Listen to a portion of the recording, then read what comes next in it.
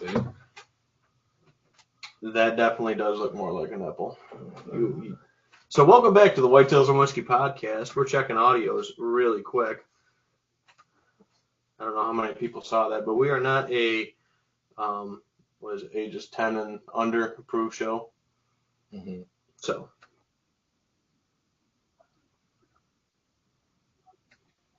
So YouTube is good, and Facebook. So there we go. We are good on Facebook and YouTube, and like always on the Bullhorn app. And Nate coming back on for episode number 26. 26. Been full 4 weeks since you were on. Yep, been busy. Yep, had a couple other guests. I shot a solo, and tried to get Andy back on, but he's still recovering. He had pneumonia following COVID. So, damn it, Andy. Yeah, we're trying. We're trying to get Andy back. Come on, Andy. So, we also talked to Mike Price about him coming up. He doesn't really have an excuse. He's too close to have an excuse for coming over. Yeah. So he'd be a good one to have, man. Absolutely. Talk a little archery. Yep. Yeah, I think that'd be great. So. The man, the myth, the legend. Mike Price. So. But yeah, thanks everybody for tuning in and hanging out with us tonight. We cracked a new bottle, just because it's been sitting on my shelf taunting me, is this Wild Turkey Kentucky Spirit single barrel. So it's a 101 proof single barrel. This was bottled back in July, and one that I've been just waiting to open. So we cracked it tonight. I've poured one already. Nate's got his boob ice cube, if you can see it, from his leftover ice cube from the first, and he put another ice cube in it for the next one. So, but yeah, so we don't really have a itinerary for tonight. We figured we'd just shoot from the hip with it. And did you already get yours? Yeah. You didn't pour me one? I thought you were. I got to come back and straighten you out after a month. I'm sorry. Sorry. All right. We're good now. Yeah. So Barb tuning in says, hi, guys. Hey, Barb. Barb's been hooking me up. Always does. New Russell's single barrel right here that she was lucky enough to set aside for me the other day. You know how much I like my turkey. That's why we're drinking turkey tonight. Mm-hmm. Turkey. Let's talk about turkeys. Mm-hmm. We took care of a few over the weekend. We did. We ended up butchering out 2 of my toms that I had. They were starting to get a little porky, a little too big for their britches. So yeah, we took care of that, and they're not the turkeys that you raise. They're not really meat birds. They're more of like a, what would you call them? I mean, they're more of like a pet breed. Yeah, they're more of a general domestic breed, not a meat bird breed. I was gonna say, because they were pretty similar to like a wild bird when it came with to their build. Yeah, the build and the meat and everything. Yep. Yeah, very, very similar to a wild bird. They were a black Spanish was Peep, and then the hen was a bourbon broad-breasted. So broad-breasted is a meat bird, but a broad-breasted bourbon and then something else cross. So they were a little bit of mutts of everything. They came out all sorts of different colors and shapes and sizes. The meat looked good though. Yeah, no, absolutely. Got a bunch. I don't know what you think. Maybe 30 pounds? Not quite. 25. I don't think you got 30. A little bit. I think it's a little heavy. Yeah. 20, 25 pounds. Yeah. We're just drumming them out and breasting them. There wasn't much on the wings or shoulders or anything to do with them. But that's usually what I do for, birds I, get during turkey season. And they, you ended up with what? What'd you have? 6 toms? Total, yeah. And then I sent a couple over to my dad, did some trading for that bourbon hen that we got now. So they're beating each other up pretty good and beating the hens up. Yeah. Start weeding them out. Yeah, and they're a little bit bigger than Peep. I mean, they were already bigger than their dad, who Peep's now 3. I think he's going to be 4 this year, actually. He's the only OG. Peep. The only original from all the birds we've had here at the house. Survived the mink, survived the fox. I think he just pushes everybody in front of himself. Probably. I don't know. Well, that's what But he's still my buddy. Still lets me go over and pick him up and all that good stuff. Pet his head. I've pet his head before. Yeah. He's not mean. But those two, the two that we took care of were definitely the two porky ones of the group. You know, they ran together and they were starting to actually. I like that bronze one you got. That bronze Tom, yeah, he's good. He's pretty mellow, low key. He's the runt though. He's the smallest Tom you got. Yeah. Yep. Yeah, he's definitely smallest. But they're not known for being that big a bird, those bronzes. So, but yeah, we still got him, and then we still do have one because my dad kept saying that he thought it was sold. We had one that was a brother to the two black ones that we butchered up or whatever, and nobody bought him. So maybe his time's coming, but they've all been pretty good. You know, the last week or so since the. So now you got what, 3 Toms left? There's 3 Toms out there, and 1, 2, 3, 4 hens. 3 Toms, 4 hens. 5 hens. Sorry, 5 hens. Yeah, I forgot little Honey, the little itty bitty bourbon hen. She was the one you were worried about with all them Toms getting beat up. Yeah, they were beating up on her the other day when they were out when we had this nice weather before this last snow and cold snap. But yeah. So yeah, we were able to do that. I guess another life update or whatever. I ended up tearing my bicep, or partially tearing my bicep. So right now I'm out of work with stuff and taking it easy. I'm on a 1 pound limit for lifting and all that fun stuff with my right arm. So can't do much of nothing, you know, for the next month. Yeah. But yeah, other than that, it feels good, and that's what the doctor said. It's going to feel fine, but don't use it because I don't want to tear it and end up having to do surgery on it and all that stuff. So like you said, it's like a 25% tear? Yeah, like 25%. So they're thinking it'll heal itself? Mm-hmm. Yep, and they were surprised because usually when that starts to tear, other stuff gets messed up in that. So I tore it right down at the bottom where the muscle comes into, I guess, your elbow, where your bicep attaches down in that area, is where I ended up tearing it, according to the MRI. So, yeah, it sucks. Archery's done for me. Like I was saying last week on the podcast, Nate's been tearing it up. I think Nate's in first place right now. Maybe. I don't know. I didn't shoot too good last night.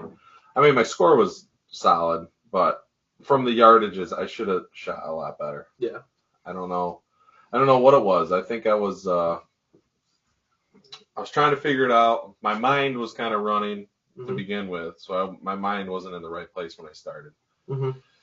And then I was trying to get focused as we go, and we got about 3/4 the way through, and I started realizing that my left arm, when I was sitting there holding my anchor, I was tensing up, like from my neck to my shoulder. So my shoulder was like coming up. I was tensing up, and I think that's really was what was going on. I was trying to figure out what was going on because I was shooting like 4 inches low, and the week before from 30 yards, I was shooting baseballs. Right.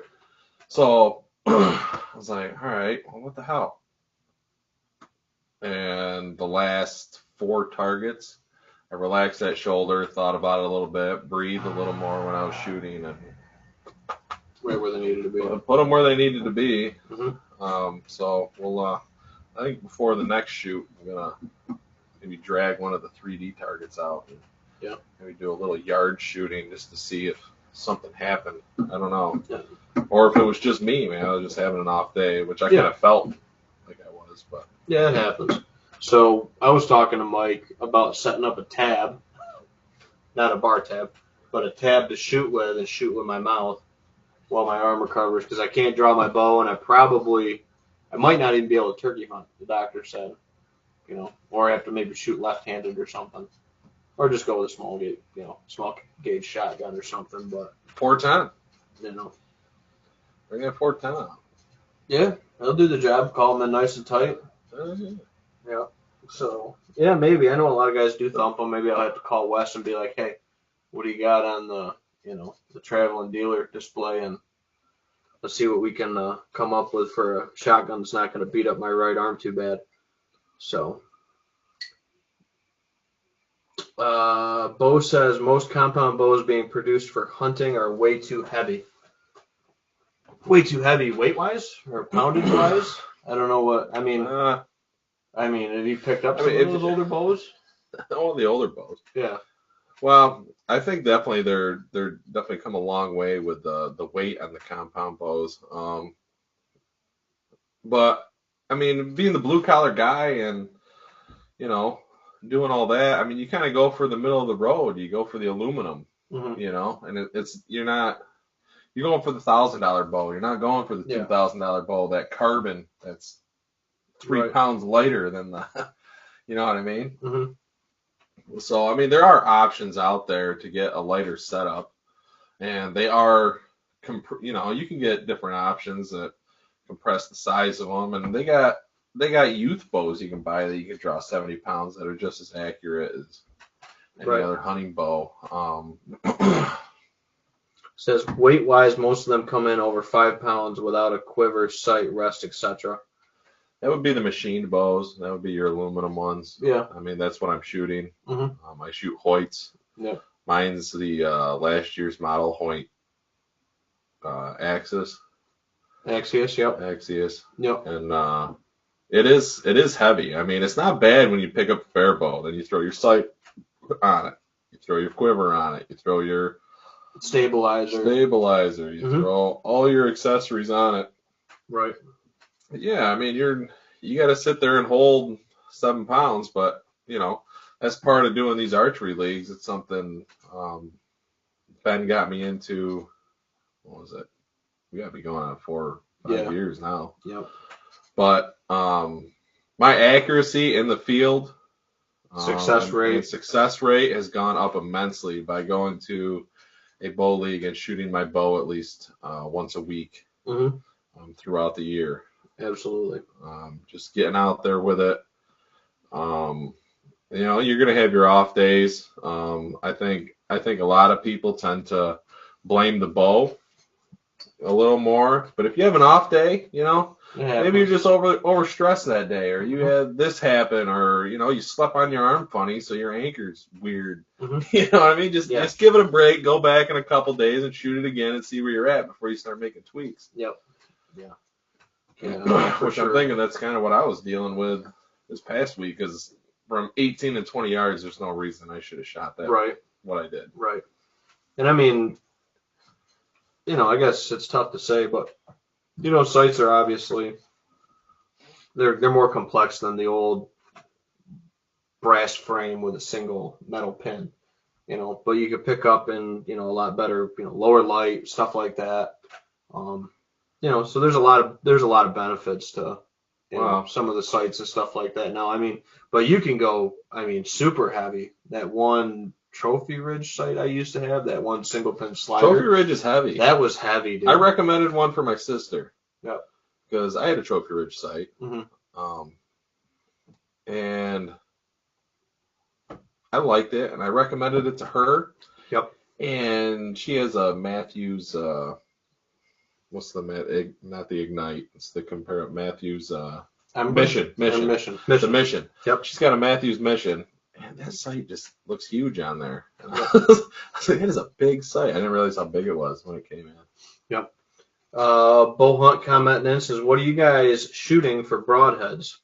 So you're Schwacker, or not Schwacker? No. Spitfire. Spitfire. Sorry, Spitfire. Nap Spitfire. You go to Walmart, pull them off the shelf. 3-blade mechanical. They fly just like a field point. When it comes to tuning them in, I've never tuned one in. They fly just like your field points do. I've never had a problem with them. Yep. The only thing you got to watch for with them is the little platelet when you replace the blades. It has the little dimple that locks your blade down. They will get wore out the more you use it, and the more the blade comes in and out, so you do have to replace them. Besides that, never had an issue with them. I've switched up the Rage. I've done some other stuff. Not a big fan. I always end up going back to what my uncle started me out with, and that's what I shoot. So let me think. I'm just kind of looking around at the bucks. I've killed them with a bunch of different heads. Well, you were a big fixed blade. Yeah, so I guess my favorite fixed blade head was what Bud's got and what Outlaw and a couple other ones. These Dirt Nap broadheads. I was on field staff or whatever for them, so I was shooting them. I think they are a good head. The problem is your bow has to be tuned to the nines to have these heads fly right. But when you got them tuned in, they're great heads. I mean, it's very traditional looking broadhead, if you can see that on the camera. Just a double bevel with a bleeder blade. They spin true, they spin great. Fly good when you get them tuned up, but you have some that just don't shoot, and some arrows that just don't shoot right. So, like I said, I killed Outlaw with that. I killed Bud with those Dirt Naps, and then this year went to a hybrid head. Actually shot these Slick Tricks. I want to say mechanical. It's a mechanical hybrid, but it's they really, call it a hybrid. They call it a hybrid, but it's like a really small muzzy head with expandable blades on the side. It's really neat concept. Yeah, it's a neat concept. I liked it. But where I shot my buck, it wouldn't matter if it was a field point, fixed blade. It wouldn't have mattered. It was going through both lungs. When it came to you shooting the fixed blades and these mechanicals, how much more time did you have to spend in tuning your bow with these mechanical? 0. It just bink, yep. They're there. Yeah, they're flying right on. But I would still check them. With those Spitfires. I would still check them because I had one arrow that just wouldn't shoot them. I don't know if the spine was thrown off, it was a bad arrow, whatever. I shoot every arrow of mine out to 40 yards and under, to check them and make sure, because sometimes you do have odd flyers, with them. So, but yeah, I use this. I don't know if this is the Assassin or the Assailant or whatever, but it's a Slick Tricks hybrid head. And Jake hooked me up with them because he works up at the outdoor group up there up in Rochester. So, and that's what I killed Hornet this year with. But you killed yours with your Spitfires. Your Spitfires. I've killed most of my deer. Yeah. With Spitfires. Bo Hunt's bringing up Ranch Fairy. Not a big fan of his. Yeah. I think he's kind of a crack, honestly. Yeah. No offense, Bo. Yeah. He's a big weight guy. He shoots everything pretty much under 20 yards on a feeder. That's not realistic. It's not realistic with the for whole, Northeast hunting. How we hunt. Yeah. Yeah. So. Yeah, I mean, I don't know. I'm not a big fan. I'm not a big fan of the FOC. Big heavy broadheads. We were actually having this conversation last night. Yeah, we had this conversation with last night. So with Mike Price. So, but the thing with poundage, I mean, I might be down this year a little bit, but I shoot 64 is what my bow max is at. Yeah. And I'm 29 on my draw length. Bo asked what our draw length are and our poundage. Mine's I think I'm 29 and like 3/4. Yeah. I'm right up there around 30. Yeah. But. Yeah, you're right around the same as me for that. And then the weight wise, you're right 65. 65. Yeah. So Bo sends a bunch of laughing emojis and says, yes, what's your average shot distance in the woods? It's 20 yards. 20 yards. 20 yards and under. 20 yards and under typically. Hornet was the farthest I've ever shot. Well, second farthest I've ever shot a deer. I shot him at 33, I said, when I called you, because I remember ranging him. I called Nate right after. He remembers more of the story than I do. I kind of went blank. It was a blur. Yeah, you were like 35 yards, I think. I was like 30, 34. Yeah, 33, 35. 34, something like that. But again, there is a lot of open timber. I mean, I'm not opposed to taking. He was out in the food plot. But majority of my shots and how I'm set up, I guess, would be. I guess most of the deer I've killed have been 20 yards and under. But that was the first buck that I killed in a food plot. I killed him early. I killed him on food. So that was the other thing too. It was a calm night, everything like that. But in the woods, in the timber, 25 and under. It's easier to concentrate the deer down in the woods. You get on that open field, who knows where they're going to meander? Yeah, no, absolutely. Absolutely. If you're set up on the right ridge and the right trail, pinch point, mock scrape, whatever, set up by that stand location to make it the right area, you should be set up to kill them within 25 yards, and not set up right on top of them where you're trying to shoot them at 5 yards, because that doesn't work. I definitely plan on 30 and under. Mm-hmm. If I'm in an open field, it's tough. It's tough. But Bo says, you guys planning on changing anything in your archery setup? I did have one thing I'm very interested in is the smaller diameter fiber optics. They got the 10 mil.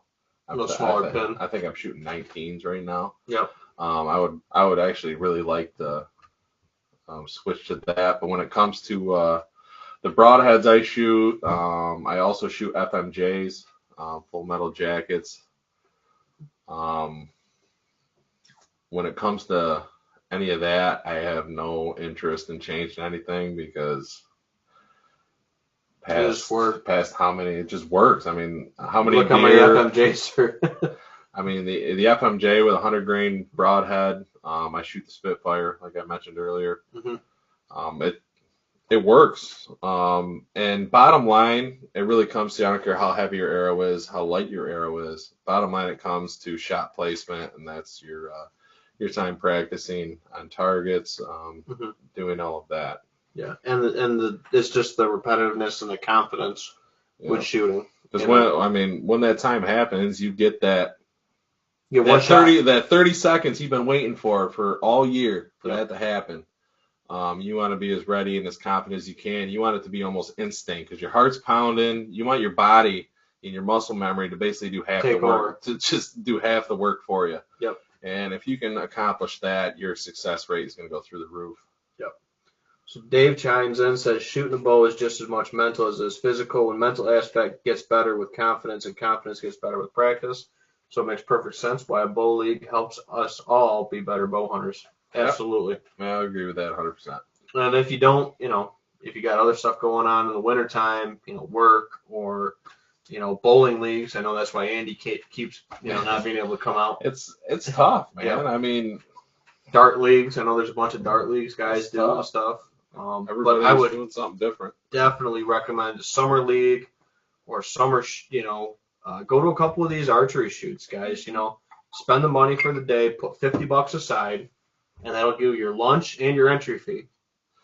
I mean, and go shoot a competition. Yeah, I mean, I would recommend going to joining an archery league if you got the time. If you don't, just find 15, 20 minutes, and even during the winter, whatever, go out there and shoot your bow. Shoot 6 arrows or whatever. Shoot 6 arrows once a week throughout the winter. Just have your target set up outside, even if it's 20 yards, whatever. Mm-hmm. Just trying to keep that muscle memory up. Yep. I think that has a lot to do with it.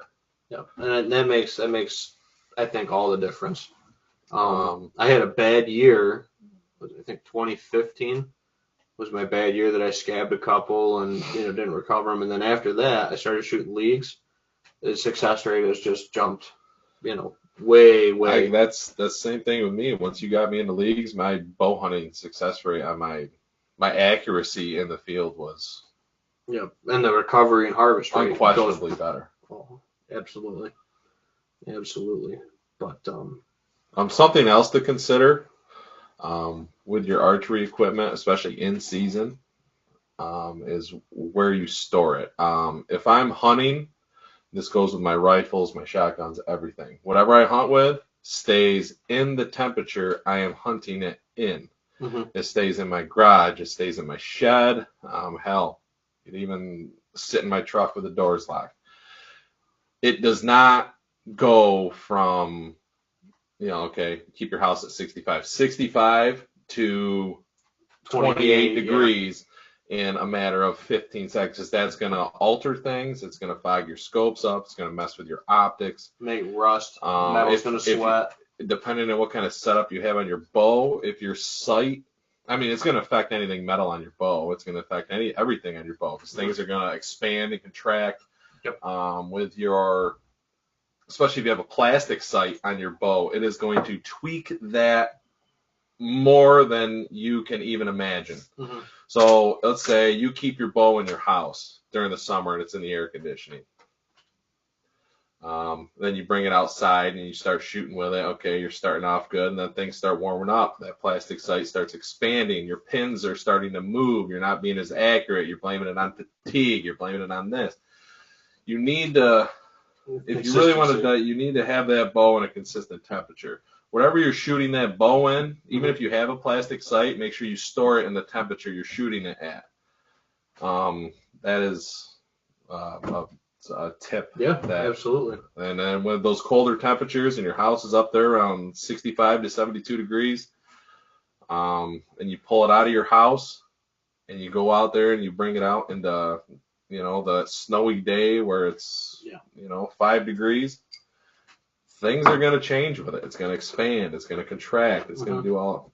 So just a little tip there. I always leave my bow in my shed or garage. I guess you'd call it a garage. I got a one-car garage. I just leave it hanging in there. That's where it sits during season. Yep. So Bo says TAC, also known as the Total Archery Challenge. I've never done that. That specific one. I've gone down to the shoot on Swain. They have some longer yardages and stuff like that. Total archery is one thing, but there's a great local 3-leg shoot called the RBD that we shoot every year. Hopefully I'll be able to shoot it this year if my bicep recovers and I can drop my poundage, or hopefully that all recovery works out good and I can shoot, because I do love my 3D shooting. I like going and seeing everybody and shooting with Nate. Nate's got to go find a new partner for the Captain and Mate one. That one I definitely won't be able to make in April. Tim Rose is going to be my partner. Timmy! I don't know if Tim's tuning in. I don't know if Tim is. But he said he was going to start looking into the podcast a little bit. Yep. But he shoots leagues with us every Tuesday. He started 2 years ago, but being a hunter, he signed up for the 3-spot. Well, yeah, he signed up for the Vegas shoot instead of the Animal League. But he's in the Animal League this year. He's actually doing well. He's actually progressed a lot. His scores have come a long way. I looked at his scores from the beginning, so week 1 to where we just shot week 9. Yep. And his scores he's tracked. He's definitely trending in the right direction. Absolutely. So yeah, and I'll probably come and hang out. Maybe I'll set up a table or do something to be productive, because I like seeing everybody. I like the social aspect of the leagues and the hanging out and the shoots and all that stuff. Somebody's got to come be your professional photographer. Yeah. But yeah, so we usually shoot RBD. We shoot Captain and Mate shoot at Branchport. I know they got another Captain and Mate this year. Is this new now at Seneca Duck? This Captain and Mate at Seneca Duck? Yeah, the one I sent you when I thought I was going to be back to work and back on my feet kind of thing. Yeah. Before they told me I tore my bicep. Yeah, I do. So, I think this is the first year Seneca Lake Duck Hunters is doing that Captain and Mate shoot. So, we'll see. I like the Captain and Mate shoots because it's almost really like cool. Going on the golf course with your buddy and playing best ball. Yeah, absolutely. It's just you both shoot and you play best arrow and. Mm-hmm. But then on the shoot off though, if you get in a tie or anything like that, both arrows count, right? That's what I did at Branchport that one year when we won. I have no idea. I think it was like that. I don't know, because we went into like a secondary shoot off, remember? Because they tied off. That was because Gary and Jake tied with us. Yeah, they tied, and then they said both arrows count for this score. And what's the motto, Nate? 10's for the win. 10's for the win. Don't shoot those bonuses. If you're shooting just regular hunter setup and blah, blah, blah, and you don't have a verifier or a scope or anything like that, I mean, you get 30 yards plus.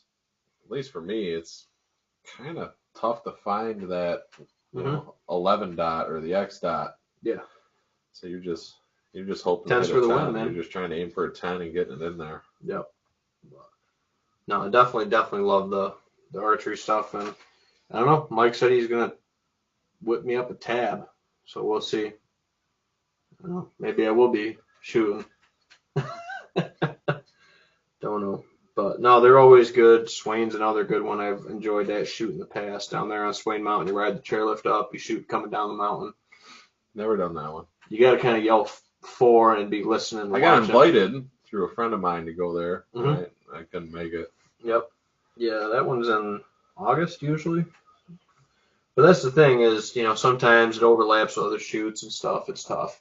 Mm-hmm. Or other stuff in life, not just shoots, but other life. So. Yeah.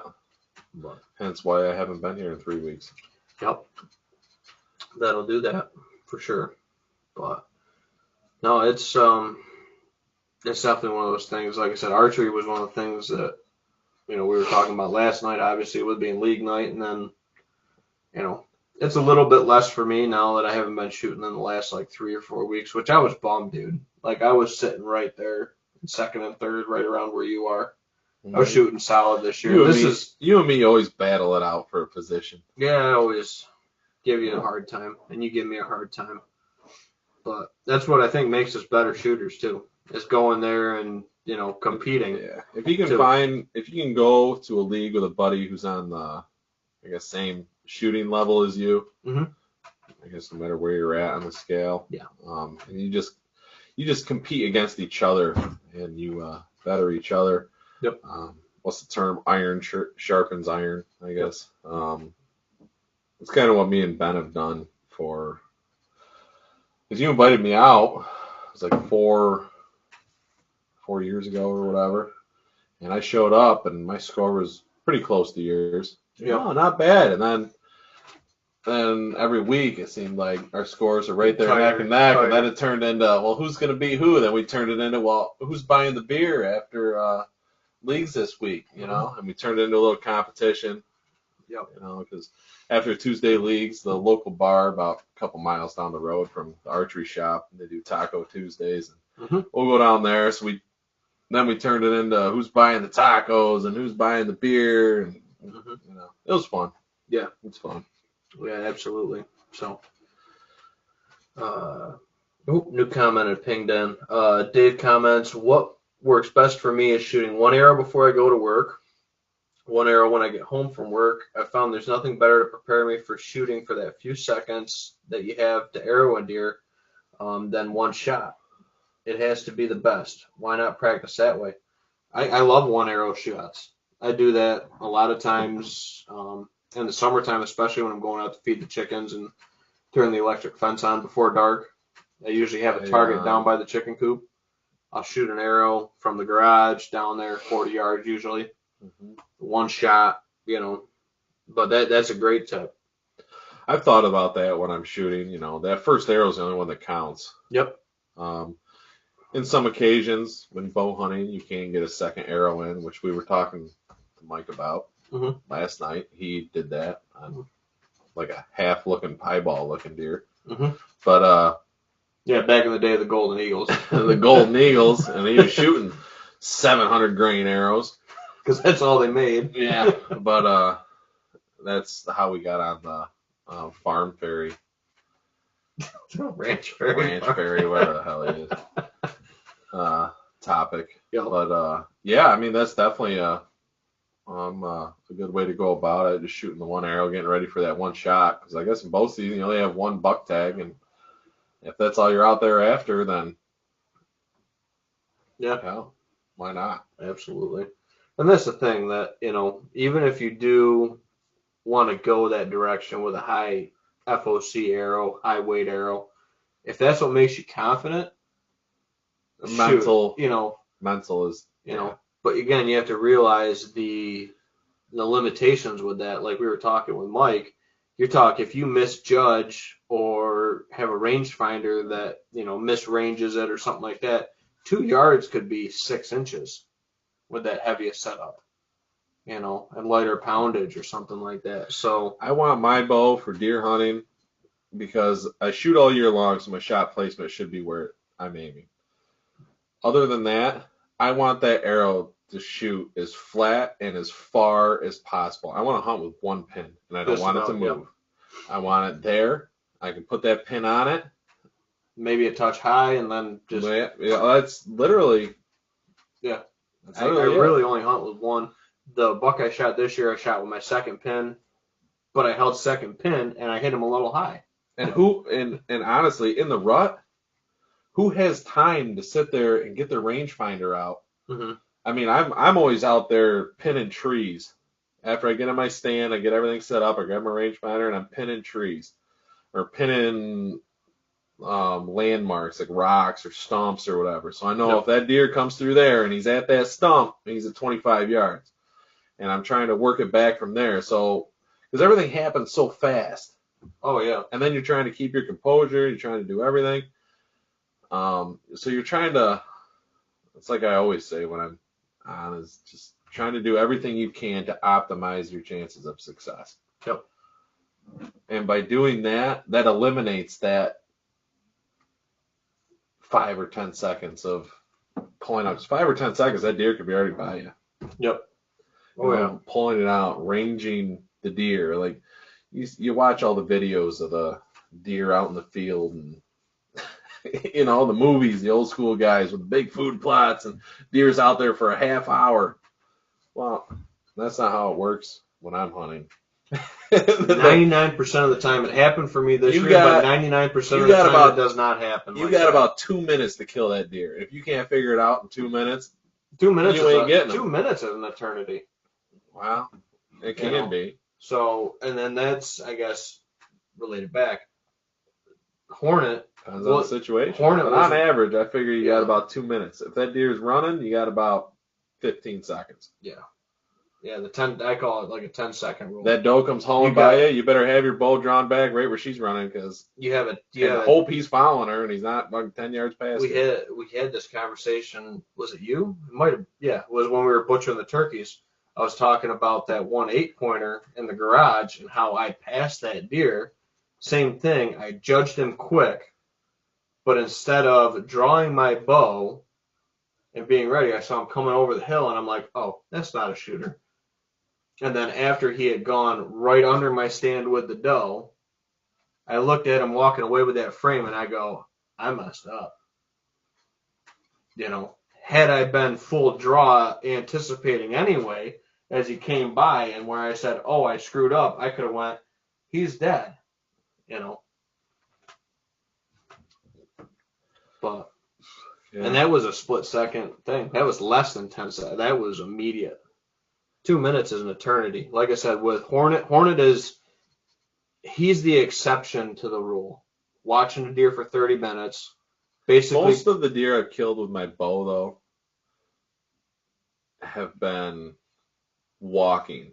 Yeah, less than a 2-minute encounter. Less than 2 minutes. You know, I mean, the bucks come in either, most of them have actually rattled in. They come in and they're curious and they usually do like a loop. And they're almost doing like a scent check loop. Mm-hmm. And they do like this little loop and they're walking, but they're doing like a fast paced walk. Like they were doing something on a mission, but something like distracted them and they're coming up to check it out real quick and they're going back to what they're doing. And you're trying to catch them in that loop. Yep. And yeah, it's usually a fast-paced walk. And literally by the time you see them and by the time they're gone, I think on average it's like 2 minutes. Even if they're within your range. If you can see them coming. If you can even see them, if they're within your range, blah, blah, whatever. Yeah, 100%. It's 2 minutes. You think about it. It's not long. Yeah, no, I mean, like I said, Hornet's the ultimate kind of exception. And like I told you that night, you know, I had already given up on shooting him that night. You didn't think he was going to get close enough. I didn't think he was going to get close enough. But he came back out. And he came back and he kind of circled around in front of me and, you know, took the wrong trail out of the field. He could have took the trail 5-10 yards further when the guy shot that night. And I had already accepted that when he kind of worked off and fed and worked back. And I was like, well, I don't know. And then St. Patrick was kind of the same way with the pistol this year. I didn't feel set and confident when he popped out for that 2-second window right in front of me, steady enough to shoot him. And I said, all right, that's not, you know, I wasn't on him and ready to go when he popped back out. And I said, well, it'll be what it'll be. And then I kind of see him moving in the brush. and angling to, my left, and I'm like, oh, I said, he's going to step out right there. I said, he's going to be done. Well, you knew that because you know the property. And you the way you that know the way spot the deer was. move. Yeah. And you've seen him take that trail, and you're like, oh, okay. He's done. All As soon as right. he took I got that to trail. move to this window. Yep. I got to get ready. He's going to pop out right there. Yep. And, and that's sweet. Yeah. We actually, we put that blind in. You helped me with that plot. I helped you with the blind. I helped you with the seed on that plot, and we actually walked it for sheds on that nice week we had 2 weeks ago. Yep.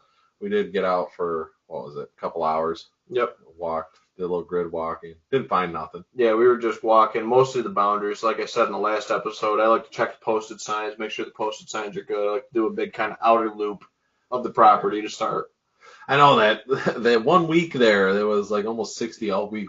Oh my gosh. I got out there. I walked all my properties. I was like, you know what? I always say for it's like second week of March. Yeah. Get out there.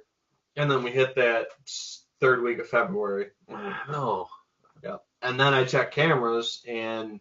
So I'm probably gonna walk my properties a second time this year. Getting the exercise. Yeah, get the exercise. I actually got the little guy out. Yeah. Got one in his little, I call it a papoose or whatever you want to call it. Papoose. His papoose.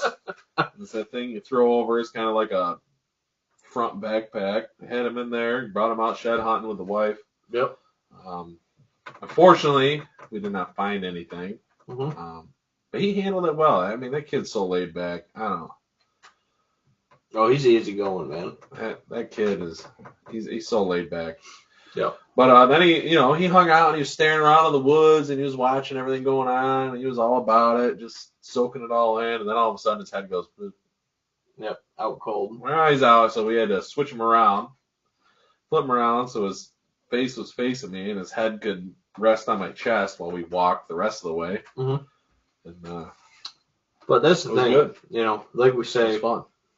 Oh yeah, no, I know. You remember Joe? He was a volunteer with the branch. Joe Winsky. Okay. He had little Grant. He came out to the farm one time to shed hunt, and we one always of the twins. Joe, one of the twins. No, that's Clayton. You think about. Yeah. So Joe came out to the farm, and the 2 sheds we found that day where Joe came out with us, Grant started getting fussy. Grant knew the sheds were there. He got fussy. And then I go over and I'm just like, anything I can help you with, Joe, anything like that. And I was just like, oh, no. I said, there's a shed right here between us. I said, Grant's telling us, man. He's like, you guys got to get looking better. So, yeah, and he had one of those little, what do you call them? Papoose. I don't know why I call it a papoose. Yeah. But, yeah, he had one of those, too, and he was walking around with Grant. Grant's probably at least 6 now, I think. How old was he when you brought him out? Oh, he was probably only 3, maybe. Yeah, something like that. Yeah, Owen, he's 6 months already had him out there. 5 months old had him out. Hey, I was out there tracking deer with my dad when I was that old. Yeah, right in front of you. Oh, all right. Yeah. So, yeah, I've done a little bit of rearranging down here. But yeah, so no, it's definitely good. We got out, shed hunted a client piece quick one afternoon. You and me found 2. Yeah, we found 2. And I found a couple more. This one right here, all about this caliber. Yep, the 2 we found. They were both left side. Yep. Yep. And then I found that big deadhead out there at that same piece. Nice single side, which I got to get back to the owner and stuff like that. So that's why they're all marked with the new shed tags from Extreme Element Outdoors. Yeah, those are kind of cool. Yep. If you're someone that finds a lot of sheds, unlike me, yeah. Actually, it's a good thing if you don't find a lot of sheds. Hopefully, that means they're either on your wall. Yep. Or it's a bad thing. That means your neighbor's killing them. Yeah. So you gotta rethink your strategy, maybe. Yeah. So. That's true.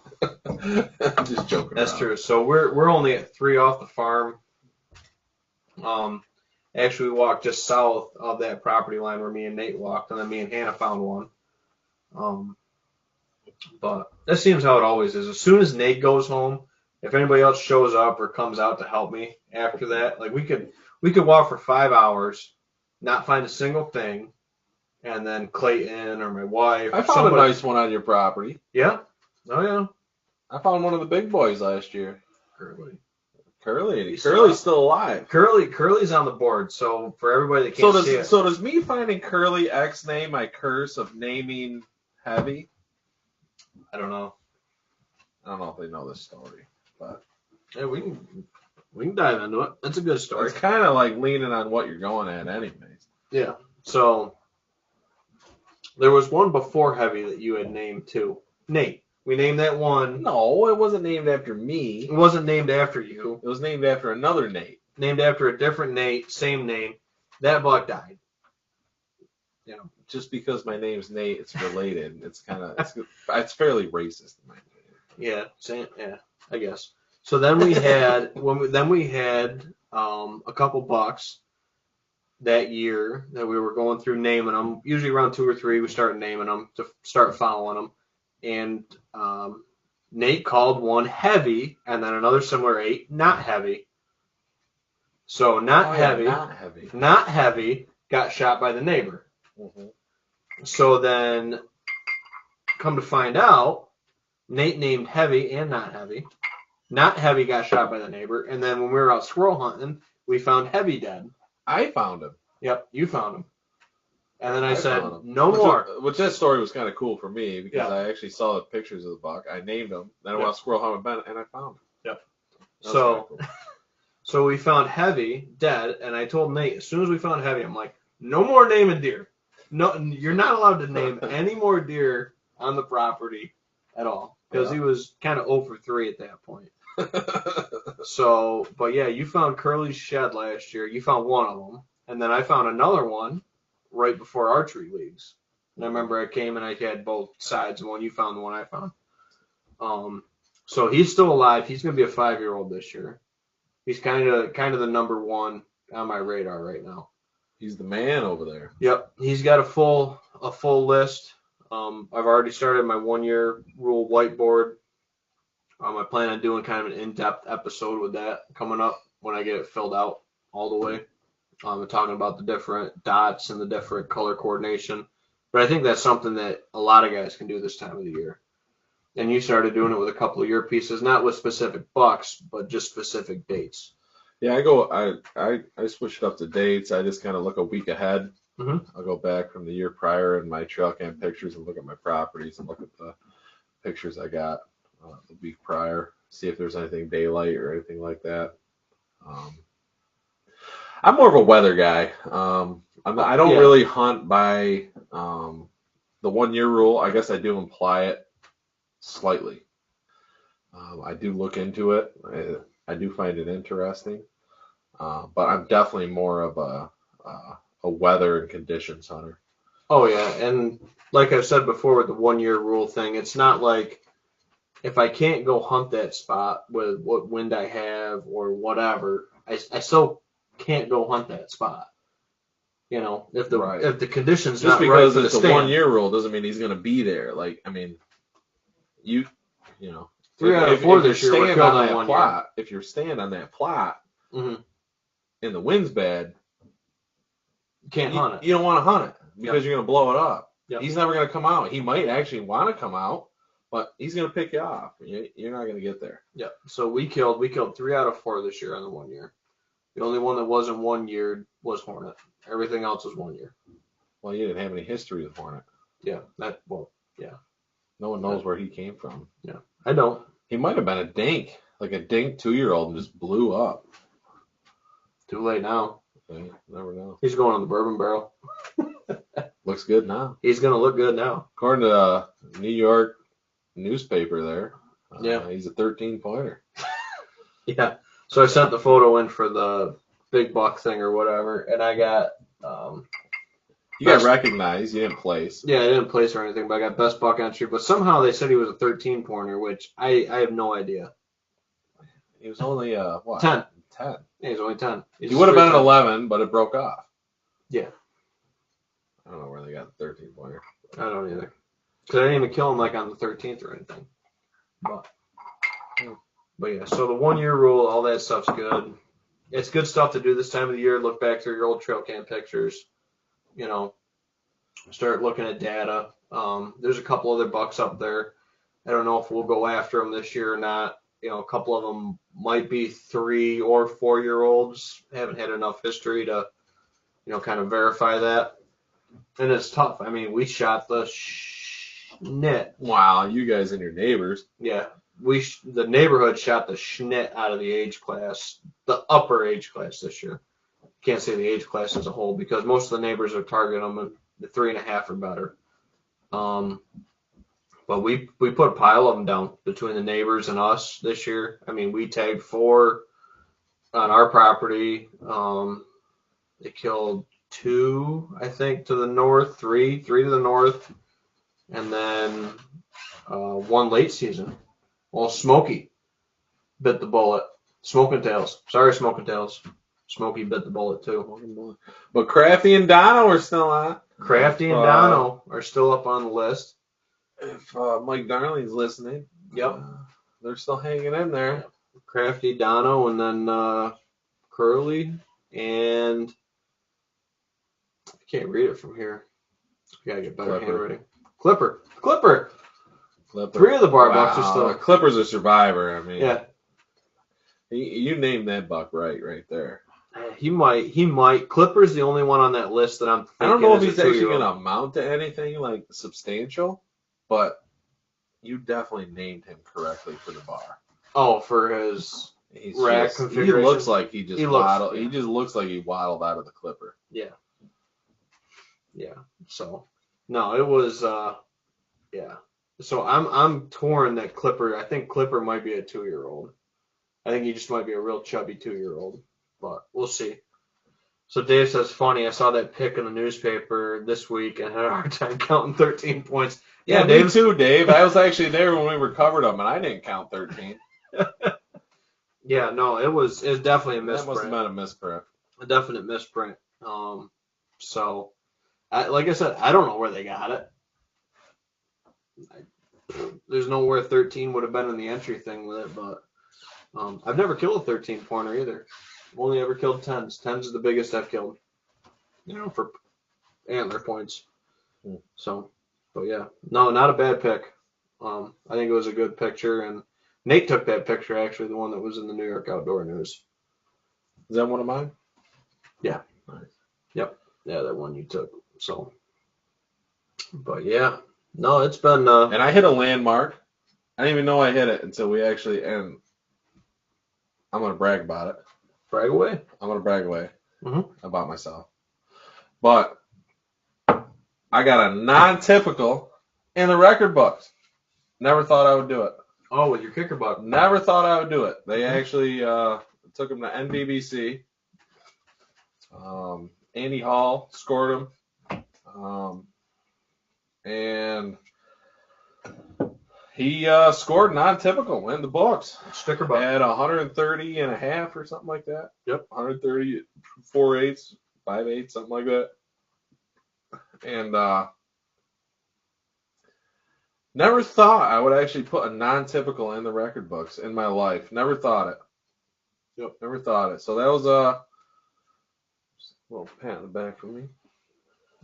That was cool. Actually, I didn't even think that buck would score non-typical. But Andy said with that inside kicker, where it leaves the beam, the way it left the beam, and it kind of joined in with the G2, that it's considered non-typical, and the number of inches met their regulations and whatever, and actually went in the books non-typical. Yep. And I was just going to look up, speaking of scoring deer, we talked about this last time, but if you're in the Wayne, Ontario, Seneca County kind of area, March 18th at Runnings, yep, there's another scoring event day or whatnot. If you want to book them, it's going to be $30. $30. That includes your 1-year membership to the NBBC magazine. You get their magazines throughout the year. Yep. And then their magazines are cool because it shows you the entire Northeast and every buck that's been entered through, from Connecticut to Maine to New Hampshire to New York to Connecticut, and they're everywhere all between in there. Yep. And it's very cool to flip through and look through because and see your own name in there. It's your neck of the woods, and you can flip through it and be like, oh, look, New York. Oh, Nate Pierce. Look at that. Yep. Yep. So that'll be March 18th at Runnings. Which they're running behind on their New York things. I texted Andy on that because I got their. Did you get their magazine? Yeah. I texted Andy. I said, why is there only like 15 entries in New York? I'm like, what the hell's going on? Yep. He goes, next one's going to be a lot better. I said, all right. Yeah. So. Right. So the next magazine should be good. Yeah. So that's the 18th, and then this weekend? No, next weekend.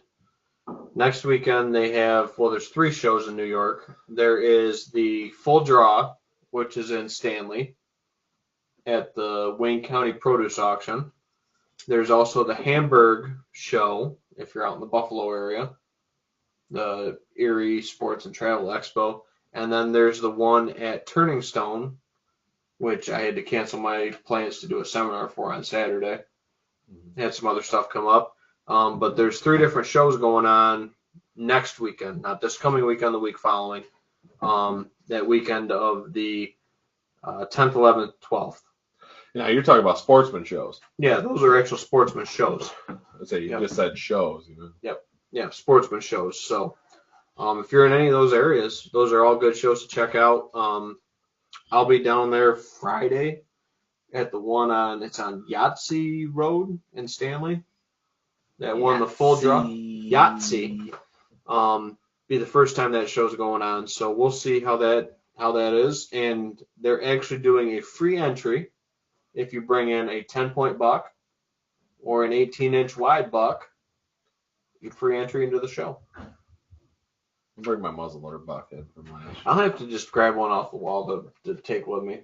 Bring in one of the Euros or something. Yeah, you and your like 10 shoulder mounts. Yeah, I can't bring a shoulder. I'll just bring a Euro. I don't want to walk around with a shoulder.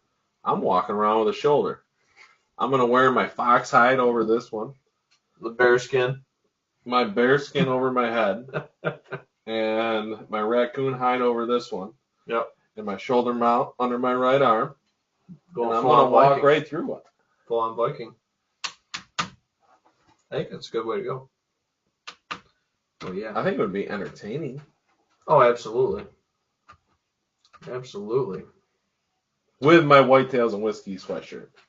Yeah. So speaking of Whitetails and Whiskey sweatshirt, if anybody's still tuning in and hasn't bought one yet, I still have a full box of them over there. Green in just about every size. Brown missing in a couple sizes, but these green ones still have a lot of these available. Maybe we'll run a special on them. Buy one, get a second one partially off or something. They're slowly leaving. I mean, I couldn't believe the guys that showed up to bowl leagues last night. I think it was half the people had the sweatshirt on. Well, thanks everybody there. Yeah. Keith, Frank, you. Or no, I had mine on. Jake, you. Yeah. There's a pile. Everyone's got them. Yep. Yeah. The support, the local support we get, and the family support is unbelievable. Yeah. Yeah. Thank you, everybody. Thanks, everybody, for still tuning in with us. So, closing in on the 1 hour mark, that's where we like to keep them, keep you guys from being up all night. Know everybody's got kids and deer season, we like to run on maybe 2 hours. Yeah. It's a little more interesting. We got a lot of stuff going on. But yeah, we talked bows tonight. A lot of bow talk tonight. So maybe that's good, which is good. Yeah. I mean, archery leagues, that's what we're doing. Mm-hmm. We talk about it, and I like Bo Hunt. Even if he was a Ranch Fairy fan, he took it lightly. In our opinion, he took our opinion good. Mm-hmm. I appreciate the content there. So I think we got to get Mike on next week. Mike Price, he's a Crown Royal guy. Can you actually? I know where the crown is. Of course, Ben can. I know where the crown is. So Mike Price, this is your invitation. So, but the last couple times I've dropped him off some turkey, he's kind of changed the tune a little bit. He likes that Russell's 10. A lot of people like that Russell's 10. Yeah, I know. You tuned Keith onto it. He does your Fresh Cracks with you, and then Mike. Mike's been a Crown Royal guy forever. And you know what? And all growing up, I didn't come from nothing substantial. But my father and my uncles and everybody, you want to talk, you wanted a nice whiskey. They all said Crown Royal. Crown's a good blend, man. Can't beat a Crown. So I think a splash Crown. Last comments. And we'll call it a night. Just over that 1 hour mark. So to get Mike on here.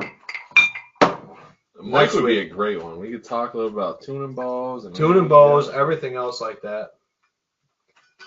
So here is the Crown, the single barrel Kentucky Spirits, what's going to go into the Infinity Blend, which when the bottle's full, like last time, we'll give it away. See if there's any comments on any of the other channels. YouTube, nada. Average duration view 37. Plamp usually chimes in when he's viewing, so it must be somebody else. He's feeling under the weather, though. I was talking to him today. Gotcha. I said I was actually going to be on this week. Mm-hmm. If I'm awake, I'll chime in. He goes, but feeling a little under the weather. Yeah. But Crown's a good Canadian blend, and I think for the price, it's a good one that I'll keep on the shelf, obviously, for anybody that comes over and likes Crown. I like Crown. I'm a little light on the Crown. I poured myself a little light, buddy. What do you mean? I got a. I know you got a little cube in there, a little nipple cube, little tabletop cube, a little sipper. So thanks everybody for tuning in this week, and we really appreciate all the support, like we said, with the locals and everybody else and the regulars that are tuning into these. Really do appreciate it. We do have hoodies for sale, to help us keep the different bottles coming in, different content. And I found that's a cool story. That's one that we could talk about quick. That was back before I met my wife. That's your story. It has nothing to do with me. I know, but that was before I met my wife. So that was... Which was before you met me. Before I met you, too. So that is when I first started drinking whiskey, when I had my first house, apartment, whatever you wanted to call it. And I started collecting the little tags off my whiskeys. And there's Buffalo Trace on there. There's Eagles. I've talked about it before. But back when you can get this stuff like on the shelf all the time, Nictors. There's a Nictors on there. Lots of Bird Dog. We like our Bird Dog around here at Ben's Bar. We do. There's a whole Bird Dog shelf. Yeah, every flavor you can imagine. Just about. What's that one? I haven't had that one. Gingerbread? I like dogs. I want to try all of them. Yep. Got to collect them all. Or wait, that's Pokemon. That's not bourbon. But what's that one? What's that? That one down there, the red and the blue. That's the gingerbread. I've never had the gingerbread. That's the gingerbread. Mm. So maybe next week we'll bust out the gingerbread. I have to be here for that. Yeah. So thanks everybody for tuning in. We're over here trying to pick apart my whiskey shelf even more. A little bit of Crown, and if you know Mike Price, tell him that he needs to be on next week for this podcast. Because of all the interest in the archery. Louie's in town, drag him out here. Bring him both. I know he's got a brand new son. Beautiful boy. Yep. Have a couple crowns. We can talk. Yep. Absolutely. So cheers to everybody at home. Cheers, Nate. Thanks for coming back out. Yep. Thanks everyone for tuning in. Catch you all next time on the Whitetails and Whiskey Podcast. Take care, guys.